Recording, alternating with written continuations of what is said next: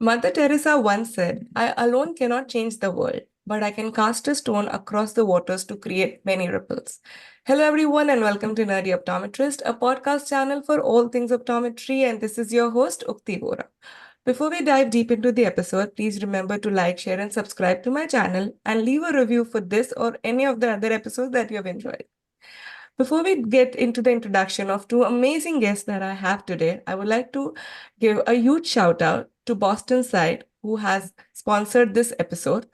BostonSight is a nonprofit healthcare organization dedicated to revolutionizing the treatment of diseased or damaged cornea and dry eye. Founded in 1992, BostonSight developed the first fluid-ventilated scleral lenses, sparkling the modern scleral lens industry, something that we are all so proud of. BostonSight's commitment to research, education, and cutting-edge technology has saved the sight of thousands.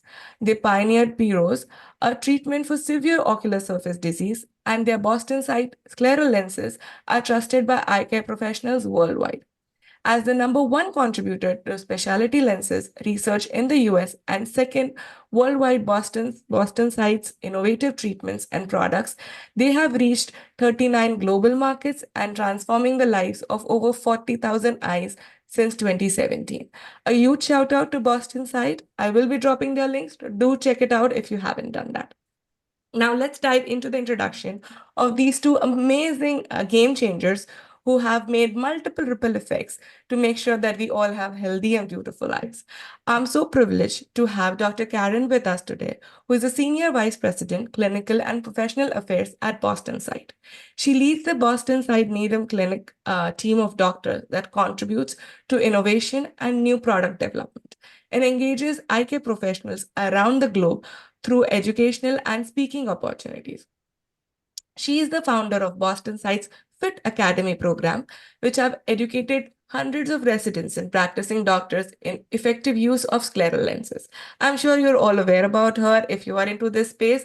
I'm just doing this for people who are not aware about her. She already looks like a true nerd who is making a lot of changes in this space. Dr. Karen is also an adjunct clinical professor at the New England College of Optometry and at the School of Optometry, MCPHS University, an advisory member of the Gas Permeable Lens Institute, fellow of the American Academy of Optometry, fellow of Scleral Lens Education Society, and fellow of British Contact Lens Association. She basically has it all. She has authored many publications in this field, and a very warm welcome, Dr. Karen, to the Nerdy Optometry family. Thank you so much for the kind introduction, and shout out to all the nerds out there. I love it. Yeah, we're truly making this space really cool. So now let me introduce my second guest. Of course, he's also a known personality within the industry, but just my regular drill. Dr. Daniel Brooks is a board-certified comprehensive ophthalmologist and the chief medical officer at BostonSight. He specializes in the management of corneal disorders with a specific interest in the management of infectious keratitis, corneal ectasia, and rheumatological immune-associated corneal and anterior segment disorders. He's particularly interested in the treatment of dry eye-related autoimmune issues, including Jorgen syndrome, rheumatoid arthritis, and graft versus host disease. He received his BA and MD from Tufts University and completed his internship at Mount Auburn Hospital of Harvard University and his ophthalmology residency at Long Island Jewish North Shore Hospital System in Long Island, New York. Thank you so much, Daniel, for your time, and welcome to the Nerdy family. Thank you for having us. Appreciate it. So both of you have done a lot in the space of scleral lenses and beyond. And this is currently the hot topic within the industry. I'm so happy it's finally getting its due, thanks to all the efforts done by BostonSight and your team. But I want us to step back. Dr. Karen, I really want us to dive deep into where it all started. So can you tell me, was getting into the eye care industry a planned decision or something that you bumped into? So it was definitely not planned. It wasn't by design. I think it was a happy accident of sorts. I started out as a chemist, as a biochemist, always had an interest in the eye. And when I finished my PhD, I pursued a postdoctoral degree fellowship at the Massachusetts Eye and Ear Infirmary. And I was applying what I had done in my PhD in the eye field, which was controlled drug delivery devices and applications to the eye. It was there that I had the chance to be exposed to the clinic, and I happened to learn about a great program in Boston at the New England College of Optometry for people like me, people that had a PhD, a doctoral degree in basic science, or an MD from an international country. And you can join this accelerated OD program, and you can do your optometry degree a little bit faster, because the first year you could test into some of these basic science courses. And once I learned that, after being exposed to the clinic, I realized this is what I wanted to pursue. And that's how I ended up in optometry. And that's where I am today. That's wonderful. And I have to say a huge shout out. This program at NECO is definitely very intense. So I'm sure you're a true nerd to get into that and get it done in 2 years, because I tried. I didn't get into it, but I know people who have done, and it's like insanely intense. So kudos to you. You are a true nerd to kind of go from PhD to being an OD. Thank you. Dr. Daniel, can you tell us, how did you bump into the eye care space? So my story is pretty much the opposite, actually. From a young age, I was thinking about it. My father is an ophthalmologist as well. And so from as young as I can remember, I was sitting on the couch at home watching cataract surgery videos with my dad and running around his office into exam rooms and trying out all the equipment. So it was pretty natural for me. But throughout my years of education, I kind of thought this was certainly what I was going to end up in doing. And when I graduated from medical school and then my residency and fellowship, I did go into private practice with my father for a good 10, 11 years, and then he retired. And that's when I started to transition into looking into other areas of ophthalmology, such as research and nonprofit work and education, as well as clinical care. And so that led me to kind of where I am at the moment. That's wonderful. And that actually brings to my next question, and I'll go with you, Dr. Daniel, for it. So why BostonSight, and how, like, sometimes you're so comfortable in your practice, as you said, right? You did practice for 10, 11 years. What made you change and kind of disrupt and reinvent yourself in the different space? Because it can be challenging, or it is completely different working in a clinic, seeing patients like, say, 9 to 5 versus leading innovation, research, education, everything at BostonSight. Like, how did that transition happen? Why did you choose BostonSight? Tell us a little bit about that. Right, sure. So no, it certainly is different. I think in medicine today, it's a good time to be in medicine because you have a lot more opportunities to pursue your interests than ever before. I think most of the years before, you would graduate from medical school and you would surely know what was next, and that would be your career. And that was great too. And that's great for a lot of people today as well, of course. And we're grateful that people go and dedicate themselves to clinical care exclusively in their lives. But when I was working in private practice, I was missing the time I'd spent throughout my education and residency fellowship and doing research and education and a bit of the creativity that goes along with that as well. So I had been sending patients to BostonSight for care, some of my own patients for care, and was always extremely impressed with the results and the ability to care for some of the most complex patients that we truly had nothing else to offer them. And it was kind of like this secret weapon I felt I had. No one else knew what I was talking about back in that day. It was very early on in the scleral lens really revolution that was going on. And so I was impressed with what was going on. And I came to just have a tour one time. And sure enough, it led to further discussions about the opportunity to participate in research and education and be more creative within the ophthalmology field, which is something that I was looking forward to, in addition to continuing clinical care. So it was a nice mix of all the things I was looking for in my career and led to me transitioning over to this different type of work. That's wonderful. And I like the fact that you shared that, the best thing about being in the industry right now is you do have this hybrid option that allows you to be in industry, do research, something that you might be passionate about, but also allows you to kind of be part of the clinical experience and not let go of that. So I'm sure that would be very helpful during your transition phase. And it makes you feel to kind of go back to your comfort zone and helps you challenge yourself in research and education at work. Oh, no, for sure. I think it's important for any ophthalmologist or optometrist thinking about going into innovation to stay connected to the clinical care to some degree, and that's an important part of how you stay connected to what's going on in the industry too. So obviously there's many different positions and jobs within ophthalmology and optometry, like you said, but a lot of flexibility there to try out these different things where there was not such flexibility before. Absolutely. And Dr. Karen, tell us about how did you become part of BostonSight? How did you bump into this space? For me, I had the privilege back when I was finishing my optometry degree. I went to pursue a corneal contact lens residency at NECO.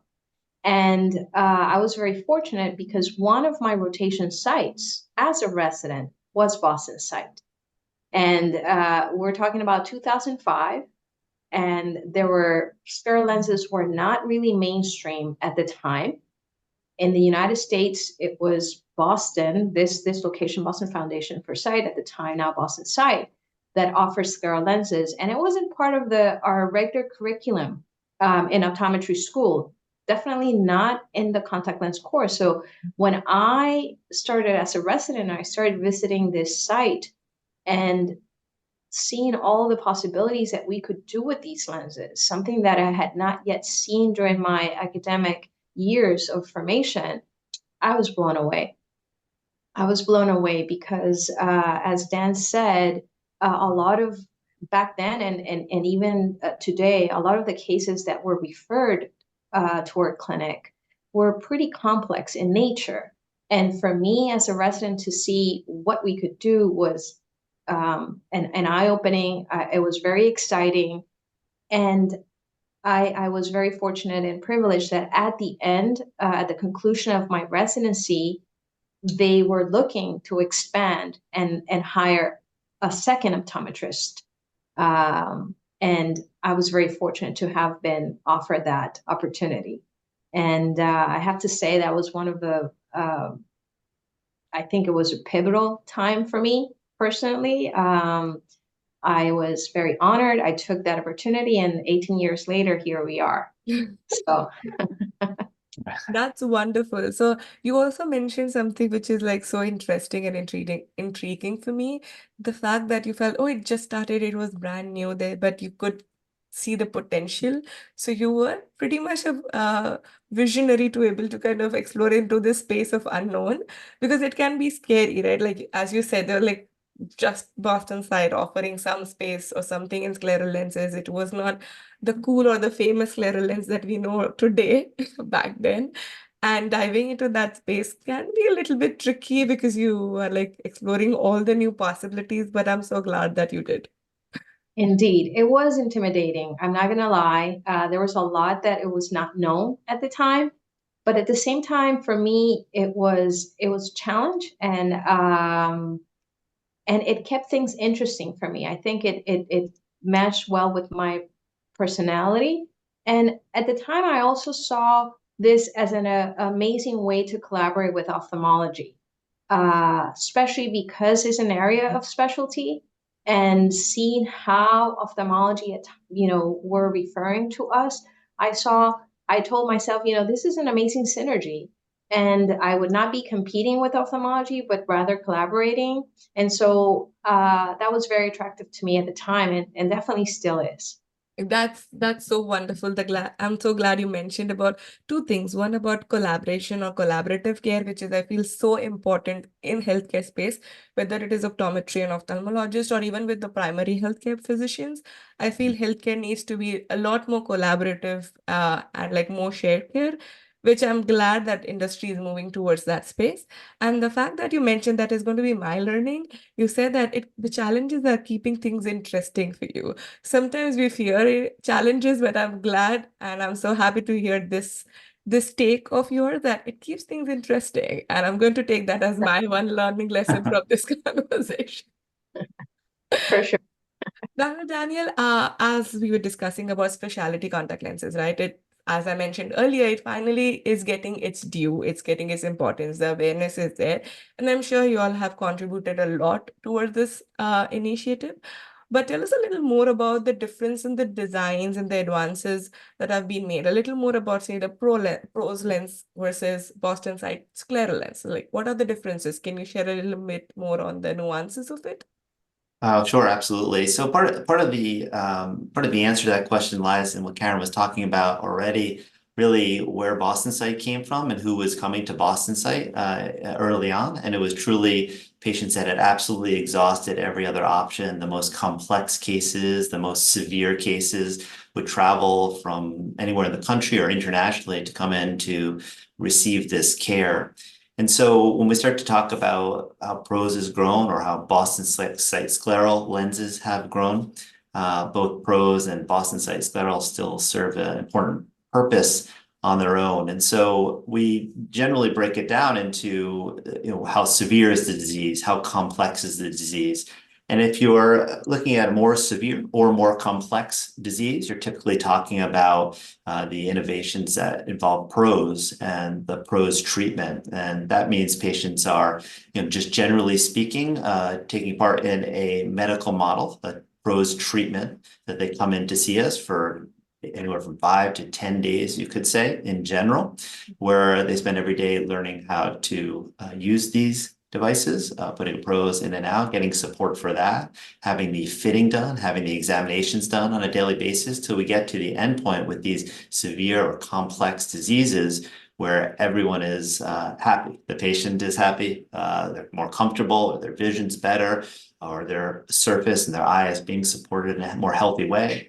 Their doctor is happy with how it looks, is performing how we want it to look, and the patient is feeling comfortable going home, doing this at home with them. So that medical model of PROS is really all encompassing. Some people need a lot of support on the fit. Some people need most of their support on how are they going to do this on their own. And so when we're talking about those patients in that category, the PROS can kind of provide every bell and whistle as far as the support or the design, anything that you could possibly want to do to one of these lenses. Then obviously, as time goes on, we say, is there a way to make this more accessible for others that could benefit from this technology? What about those people who have more mild or moderate disease in terms of severity, or less complex diseases that could still benefit from such technology? And so that's where the real focus on access to care came, and that's where BostonSight scleral fits in. Is BostonSight scleral is a scleral lens that can afford the opportunity for people to have access to this technology without having to travel in to our office to have the treatment as we presented here. So they both fulfill an important part of the care that we can provide, and they kind of both come through innovation over years of what we need and what the community needs in order to treat their patients. One quick question, and correct me if I'm wrong. Does this mean BostonSight scleral lenses are like the first step, even from clinician standpoint? Because like fitting PROS lenses could be complex because you're dealing with like complex disease. But as you mentioned, mild to moderate corneal diseases, right? Like BostonSight scleral lenses might be an easy first step for practitioner. Am I getting that right? Yeah, absolutely. You're getting that right. I think each practitioner learns by doing. So if a patient comes in to see a practitioner and they have, let's say, some complex disease like Stevens-Johnson syndrome with a lot of scarring and issues that are clearly on the more severe range, then they're going to skip that step of BostonSight scleral. They're going to go directly to referring that patient for PROS. If someone has keratoconus, They often may first go to the BostonSight scleral if they think that will afford them the opportunity to do it at home locally. But if they are unable to fit that, or they see that it's so severe that it's going to require significant design modifications that only pros can provide, then they'll go right to pros. But we do receive a lot of referrals in general at BostonSight here in Needham, Massachusetts, for pros for patients that have failed commercial lenses. In other words, they've been tried to fit with some of these lenses or with BostonSight scleral that and taken that to the degree that they can. And then just like you said, then they end up saying, okay, you do need some additional support here. And they come in to see us for that. That's why, but I'm happy the fact that, now you have two options, and thanks to BostonSight for doing the research and also thinking about these mild and moderate cases, which could be comfortable for patients who are starting into this journey, which could be very difficult, like they've not reached the severe stage. And it is also a good stepping stone for practitioners who are not very comfortable fitting these lenses. So I feel like I might refer my patient out for pros, but I'll be more comfortable with fitting BostonSight ScleralLenses because it feels like, yeah, probably I can do that. It's the good first step in, even for me as a practitioner. Dr. Karen, do you have anything else to add in terms of interesting cases that you have seen in your journey? Because you do a lot of training, because you are kind of running all the FitAcademy, you do a lot of training and educational sessions. Kid, do you have something to add in terms of interesting cases to share with us? Well, so I completely agree with what Dan mentioned. And as far as interesting cases or applicability of these lenses and our journey here at BostonSight, I can think of 3 applications, if you will, that I found to be impactful then, extremely impactful then, but I find continue to be impactful today. The first one was that I can mention is the amazing therapeutic applicability that these lenses have in healing recalcitrant persistent epithelial defects. I remember when I joined as a resident in 2005, that was one of the things that struck me the most, seeing how a lot of these corneas had failed other treatment modalities, including bandage contact lenses or amniotic membrane grafting, and these persistent epithelial defects would still be present. And how with our technology and pros lenses and scleral lenses, we could heal them. And over time, realizing that BostonSight was a pioneer in this treatment modality, and over time devised a protocol with a relatively safe profile. And there's always a risk for complications, obviously, but with a relatively low risk for complications. So that applicability or that case, I find to be very impactful and continued to this day. The other one that Dan is actually also looking into further, as a research opportunity to learn more, is the fact that around 2010, 2011, we started to realize that a lot of these cases that we were healing with persistent epithelial defects, there was a scar that was left behind. And we started to realize that with the daily use of these scleral lenses, without the use of adjuvants like steroids, for example, and thankfully to the use of photography on a daily basis as a standard of care, we incorporate this in our daily practice. We were able to see and realize that these scars that now we refer to as opacities were clearing just with daily use of scleral lenses. So that case or cases or series of cases I found to be extremely impactful and to this day. And we have published a series of papers in that topic and contributed to the field of both optometry and ophthalmology in that regard. And then the last one that I can think of, which is a very impactful case or use, in this case was more of a compassionate use, was thinking a little bit outside the box and using a scleral lens in a pediatric case as a lid crutch. This was a monocular patient that had a paralytic litosis, and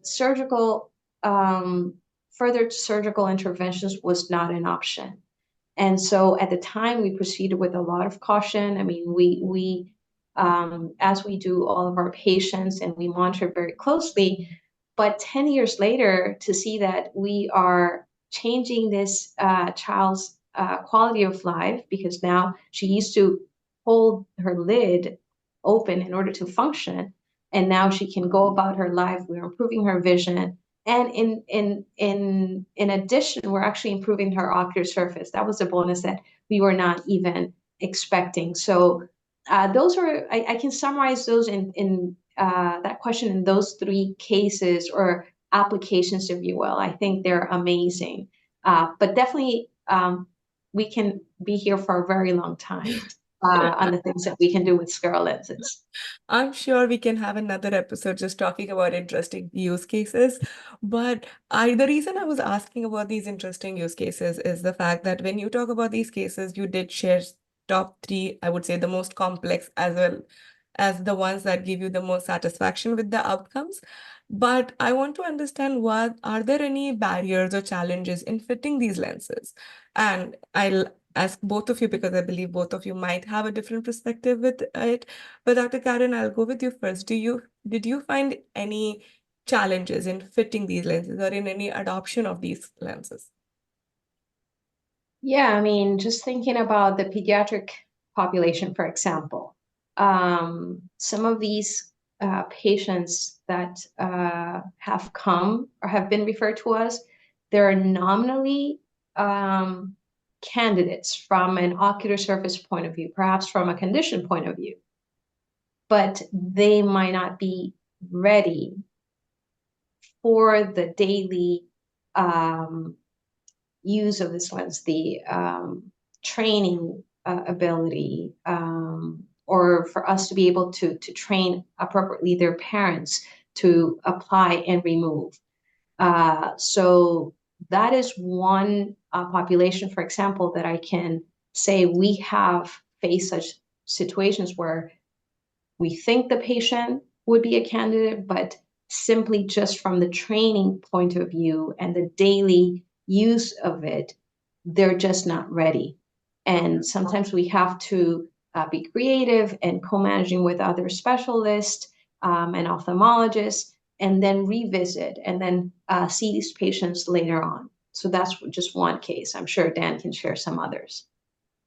Yeah, sure. I certainly agree with that. And, the biggest challenge that I see, especially starting out, I think we're improving upon it, though, is ensuring that ophthalmologists understand when to utilize these lenses. And that's a little outside the box of maybe what you're thinking, but it really is a challenge. I'll sit in conferences, ophthalmology conferences, where they'll present cases that just go on and on and on for these patients to try to, get them, like a healed epithelial defect, for instance. They'll be talking about amniotic membrane, sutured amniotic membrane, bandaged contact lens, oxervate, all these different things, on and on. But, there's just, complex cases that we all know the players and what they will try. But I'm just sitting there wondering why they're not knowledgeable yet about ScleralLenses, and we here at BostonSight, and myself, we take responsibility for that. We want to improve education and let doctors know about when they should be thinking about this and when they should be using it. So that's a challenge, because we still see a lot of patients that are referred in very late in their care, and we'll frequently have patients say, "Why didn't I know about this sooner?" And that's on all of us as a community to make sure whatever new treatment comes out or whatever treatments are available, that we're all knowledgeable about them. So that's certainly a challenge that we work on. Just in the day-to-day, one of the other challenges Karen was hitting on there, but I think is important to know for all of us, is this challenge of training, application, and removal, because we do get a lot of referrals where the optometrist or the ophthalmologist that referred somewhere else, they said they got to an endpoint where everyone was feeling pretty comfortable about the lens, but the person just absolutely could not do this on their own. They had a bad arthritis, or no one to help them at home, or a tremor. And so to get that person to independently apply and remove the lens in a way that works for them is a challenge. And there are many patients that come, and that's where most of our time is spent. In other words, their fit is more straightforward, and less time spent on that, and hours upon hours will be spent on just the training, getting to the point where they have the proper device they want to use, the proper light, the proper setup. How are they going to do this with a tremor? All these different things, and that can be challenging. But we're happy to see those patients, of course, but that can be challenging for anyone working in this space. They may say, "Wow, this is not a candidate," but it's a challenge that presents itself often, and often is not discussed in this context, but I think is important for all of us to think a lot about. Yeah, absolutely. And I love the fact that you mentioned a couple of very interesting things. One, the fact that we as practitioners need to be more proactive in informing our patients about the new technology and the advances that are available in the market. The fact that you're saying, like, we're still not talking about ScleralLenses enough in this space is something that we really have to be more proactive and be alert about it. I'm not sure if it is sometimes that, with so many things and so much of innovation happening in the eye care space, it could be a bit overwhelming, and you're like, what, I'm just going to stick with what I know. I'm done with new technologies and like new things coming every day. But the fact that our patients are going to suffer, or if someone presents them a solution that could help them, might be a disservice on our end. So as overwhelming as these new technologies and new solutions are, I think it's our duty to be proactive in learning and offering the best solution. And the fact that we can always like co-manage. So you might not be an expert in fitting these contact lenses, but you can always refer them out and make sure your patients get the best service. Because as you mentioned, the other challenge is spending a lot of time in training, which many practitioners unfortunately might not have, or might not have people dedicated to spend time to work on the fitting aspect of it or the training aspect of it. If that's the case, but that's also fine, because then we have BostonSight or clinics like yours who is ready to kind of, take care of those patients. So till we can co-manage and give the best to the patient, I think we're all in a good space. Right. No, absolutely. That's there is a lot of innovation out there, and sometimes getting through all the noise and seeing what is truly effective and what is truly going to make a difference is hard for clinicians. And you're exactly right. Some clinicians prefer to stick with what they are comfortable with, and so that's our job, and we enjoy doing that, about teaching all of our colleagues about what is going on in the scleral lens world, and what they should consider it for. And I think it doesn't take much for practitioners to start to understand it. And even if they refer out one patient that comes back and sees them afterwards, it can make all the difference. I still remember the first patient I referred to BostonSight. She came back crying in my chair. So it's like it's a very meaningful moment. And she was just, the way it had changed her life. And she'd been through so much. She had a brain tumor removed. She had the surface of her eye was ulcerating. She had had every treatment you could possibly imagine. I sent her over there, not really knowing what to expect at that point in my career. And she came back just so emotional about how it changed her life and how she's able to go about her daily routine and function as a regular person again. And it can be life-changing, not just for the patient, but for you as a clinician to understand the technology. So it takes a bit of that leap of faith to jump into new technology, but that's kind of what we're here to support and educate on. Yeah, and I'm sure these stories are something that will stay with you forever. And these are the stories we live for and we cherish. So thank you so much for sharing that. Dr. Karen, you do a lot of training. You have led the FitAcademy. So can you share a little more about how is BostonSight helping in increasing access to the scleral lens globally and educating practitioners? Can you share a little more about that? Yes, so one of our core missions, if you will, other than innovation, is education. And we have had this commitment of allowing or bringing, widening or broadening the access of these lenses and technology to as many patients as possible. And for that, we have done this in a two-tier approach. One is definitely through education, but how we implement the education. So we started early on with establishing our pros network, pros provider network, and that would be to start in the United States and Canada and India. And for that, we started with the commitment of standardizing and training all those pros fellows. And ensuring that all of the different fellows in the different locations in India, Canada, or the US had the same level of readiness or knowledge base. And we have continued to support this pros network to this day. We meet with them with this network on a quarterly basis. And so we have this commitment to education. You mentioned the BostonSight scleral. So in 2017, when we launched this commercial design, the way of bringing this technology more globally and breaking down those barriers is obviously establishing strategic partnerships, distribution partnerships or manufacturing partnerships that I'm very proud to say that now BostonSight through that is now breaking down the barriers and bringing this more to the US, Canada, but also in Latin America, Central America, India, the Middle East, Israel, and very soon in the UK, Spain, Portugal, Morocco, and other countries in Europe. So those partnerships are important, but definitely the education component has to go along. So we remain committed to breaking down those barriers by educating these practitioners, and that's also where the FitAcademy programs come in. So we started with corneal contact lens residents in the US and Canada, but we continue to do this in opening more of these education platforms through these distributing partners and through these manufacturing partners, so that not only are we breaking down the barrier by bringing the technology globally, but also teaching these practitioners on the proper use and the applicability of these lenses. And our goal is the same from the beginning, is really having, just like at BostonSight, the clinic is a patient-centered approach and having the patient at heart. If we break down the barrier to access, but also promote the education, ultimately the patients and patients globally are the ones benefiting. And that's the core of one of the very important core of BostonSight's mission. So yeah.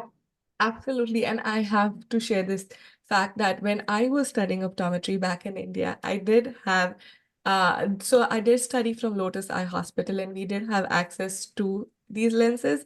Like, of course, we were not allowed to kind of play too much with it, or like we were like more of an observer, because you need to be an expert contact lens practitioner to even kind of work with them.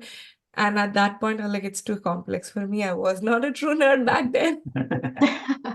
But I was aware about the fact that while I was studying back then in India, we knew that something like this did exist, and the practitioners did have access to this technology. And thanks to BostonSight for supporting, universities and colleges back then, because when you study this at the college level, you are already more familiar, you're more confident when, something you have to study or learn. When you're in practice, it can be a little more overwhelming, but when it becomes like part of your curriculum or like an externship program, it just feels like, oh yeah, I've seen this. It brings in the familiarity, and then it adds on to the confidence. So thanks to BostonSight for providing those trainings in India, because we see a lot of these patients with corneal problems, and it was so good to see having this option available back then, because obviously there are times when newer technologies do come a little late in India when it is like say built in US, Canada. But it was like there probably like even 10, 12 years ago when I was in India. So definitely happy to see BostonSight, supporting at university level. So we did talk a lot about ScleralLenses, BostonSight, and everything around this. But now it's time for our game segment. So we're going to kind of forget about eye care and learn a little more about both of you. So it's a very simple game. It's called This or That. I'll just throw in two options. You have to pick what do you prefer. So I'll first start with Dr. Karen, and then the same question will be for Dr. Daniel. So I'll start with you, and then Dr. Daniel, you can respond to your choices. So it's as simple as pick what you prefer. So are you ready for it? Think That's right. so. Can be. I know. All right. So Dr. Karen, are you a dog person or a cat person? Dog. What about you, Dr. Dan? Definitely dog. Yes. Okay. A phone call or text? Text. I'm more phone call. Phone call. Okay. I know how to approach That you guys. evolved to text. It used to It's be a a tough phone. one though. Yeah. All right. Glasses or contact lenses? Glasses for me so far. Contact lenses for me. All right. Online shopping or shopping in store? Dan, you want to go first? I mean, most stores that I'm going to these days is a supermarket, and I do that in store. Online shopping for me. All right. Cake or ice cream? Ice cream for me. I'd go with that as well. We'll have an ice cream party afterwards. Perfect. So I know we're going for an ice cream after whenever we meet in person for sure. Sounds Okay. good. Oceans or mountains? Oceans, definitely for me. I'll go with that as well. Absolutely. Wonderful. A horror movie or comedy? Comedy for me, hands down. Absolutely. Comedy, right? Okay. A movie or reading? Ooh, that depends. What's These your are tough. preferred downtime activity? Oh, that's a difficult one for me because I like both. It's a tie. Reading, I think it's a tie because reading is a nice leisure activity to clear my mind. I'm actually going to say reading. Okay.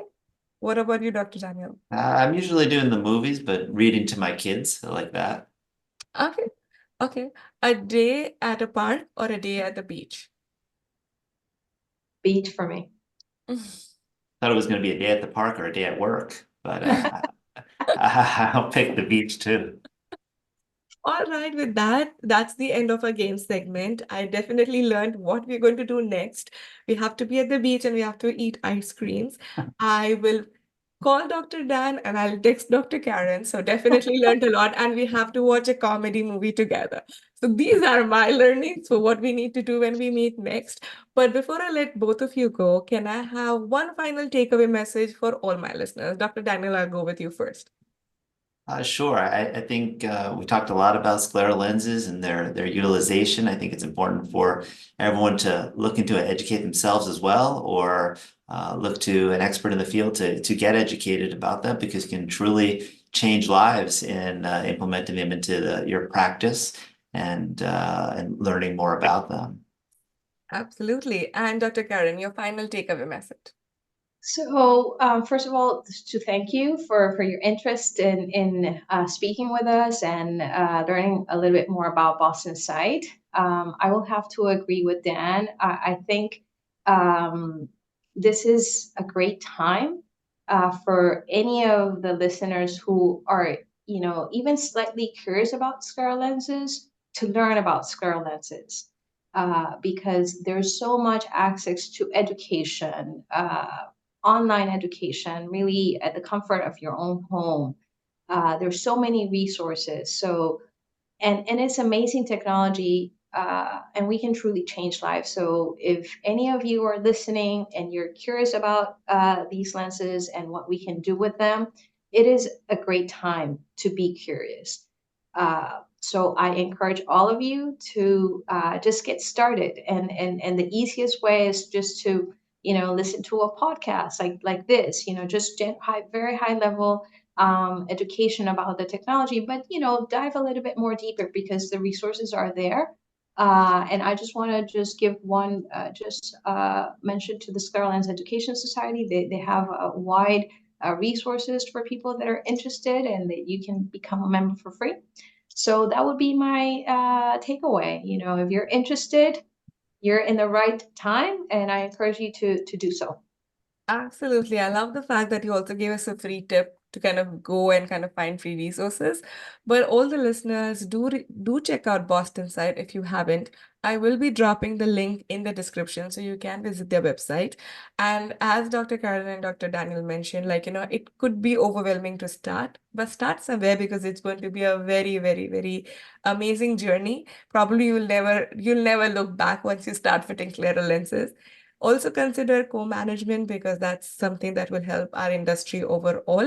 A huge shout out to BostonSight for supporting this episode and educating me by having this wonderful conversation with both of you and making sure that I'm also going to kind of promote and talk more about ScleralLenses, though I don't fit them, but I can definitely promote and encourage all my listeners to use and fit them. With that, thank you so much for your time and welcome again to the Nerdy family. Thank you so much. Appreciate it.